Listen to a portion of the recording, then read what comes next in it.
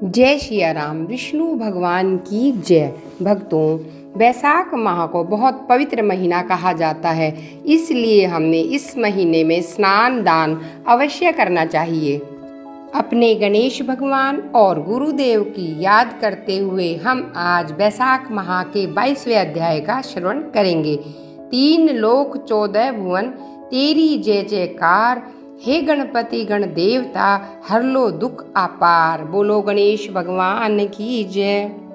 गुरुर ब्रह्मा गुरुर विष्णु गुरुर्देवो महेश्वरा, गुरु साक्षात गुरु ब्रह्मा तस्मै श्री गुरुवे नमः। बोलो गुरुदेव महाराज की जय। इस अध्याय में वैशाख मास में कौन कौन सी तिथियां पुण्यदायक है यह जानेंगे। मैथिल बोले, इस वैशाख मास की कौन कौन सी तिथियां अत्यंत पुण्यकारक है और क्या क्या दान विशेष रूप से उत्तम है, संसार में इन्हें किस प्रकार विख्यात किया, यह सब बताइए। यह सुन श्रुतदेव जी कहने लगे, वैशाख में मेष के सूर्य की 300 तिथियां बहुत उत्तम हैं, जिनमें दान करने से कोटि गुना फल होता है। एक एक तिथि में स्नान दान होम पूजा आदि करने से मुक्ति होती है। कथा सुनने से रोग अथवा दरिद्रता दूर होती है। इन तिथियों को व्यर्थ व्यतीत करने वाला गौघाती, मित्रघाती और आत्मघाती होता है।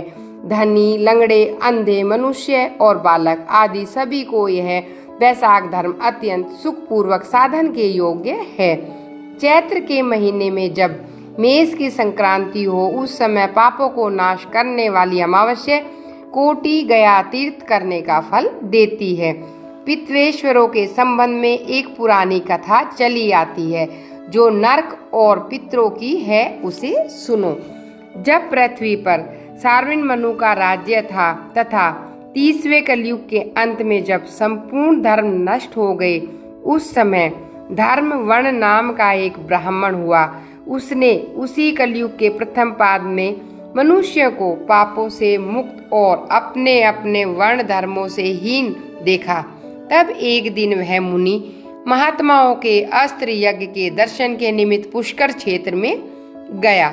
वहां मुनि श्रेष्ठ लोग कलयुग की प्रशंसा कर रहे थे। सतयुग में यदि वर्ष भर माधव भगवान प्रसन्न होते हैं तो त्रेता में 1 मास में, द्वापर में 1 पक्ष में उससे 10 गुना पुण्य कलयुग में विष्णु भगवान का स्मरण करने से होता है। केवल एक हरि नाम का उच्चारण करना उचित है।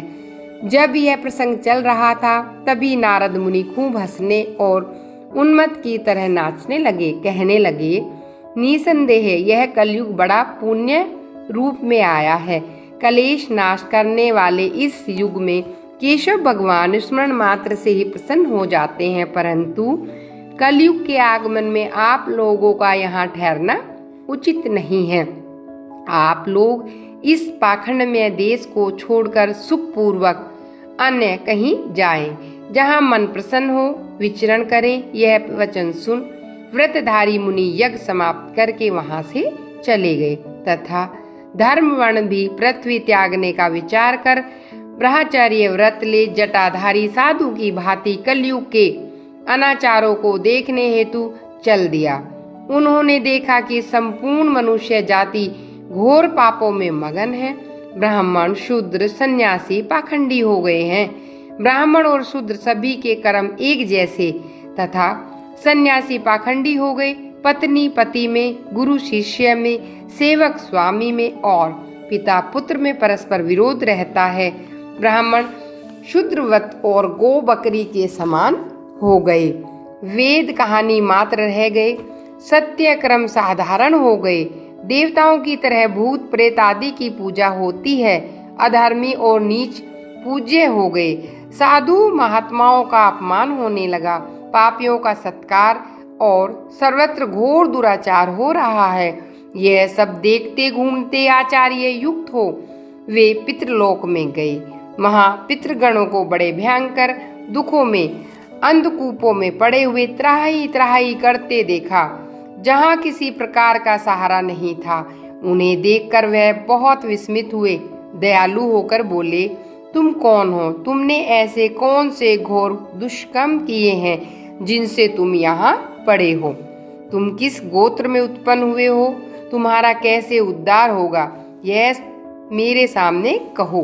तुम्हारा आज ही कल्याण हो जाएगा। उनके ऐसे वाक्य सुन दुख से व्याकुल पितरेश्वर प्रसन्न हो दीनवाणी में कहने लगे, हम श्री वत्स गोत्र हैं, वहाँ वंश पाप से छीन है, हमारे लिए पिंड देने वाला कोई भी नहीं है।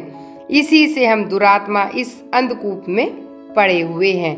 हमारे कुल में एक धर्मवर्ण बड़ा यशस्वी है, वह सबको छोड़कर अकेला ही विचरता है। उसने गृहस्थी धारण नहीं की, वही दुर्वा का तंतु रूप है जिससे पकड़कर हम लोग लटक रहे हैं। धर्मवर्ण की आयु छीन होने पर हम सब इस अंधताम्र दुर्गम कूप में गिर गए। हे तात, तुम पृथ्वी पर जाकर धर्मवर्ण को समझाओ। तेरे पितृ दुख से पीड़ित केवल तेरे सहारे लटक रहे हैं। तेरे मरने और संतान न होने पर वे और तुम सब अंधकूप में पड़ोगे। इसलिए तुम गृहस्थ धर्म ग्रहण करके संतान वृद्धि करो। जब वह संतान गया में जाएगी, वैशाख धर्म का पालन करेगी, विष्णु भक्तों के एकादशी आदि के व्रत करेगी, पाप नाशनी कथा सुनेगी, तो उसके 100 पीछे की 100 आगे की पीढ़ियां नरक में जाने से बच जाएंगी और तभी हम सबको भी उदरगति प्राप्त होगी। तुम ऐसे सत्य वाक्य सुनाकर धर्म वर्ण को गृहस्थी में प्रवृत्त करो। पितरों के ऐसे वचन सुन अचंभे में पड़ रोता हुआ धर्मवर्ण हाथ जोड़ नमस्कार कर इस प्रकार बोला, हे महात्माओं, मैं ही तुम्हारा दुराग्रही वंशधर धर्मवर्ण।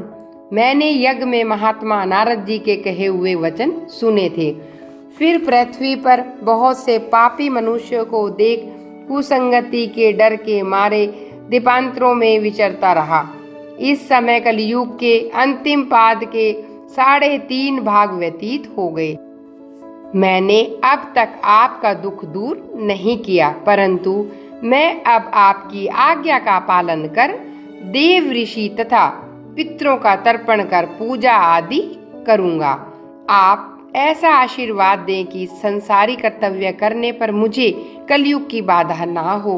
हे राजन, धर्मवर्ण के यह कहने पर पितृ बोले, हे पुत्र, हे गृहस्थ धर्म में प्रवृत्त हो, संतान उत्पन्न करके हमारा उद्धार कर, क्योंकि जिसके घर में तुलसी वृक्ष, शालिग्राम शिला तथा महाभारत आदि ग्रंथ हैं, जहाँ कथा सत्संग होते हैं एवं हरिस्मरण कीर्तन वैशाख धर्म का पालन, वहाँ कलयुग बाधा नहीं पहुँचाते। हे पुत्र, इसलिए तू पापात्मा युग की चिंता मत कर, शीघ्र घर जा।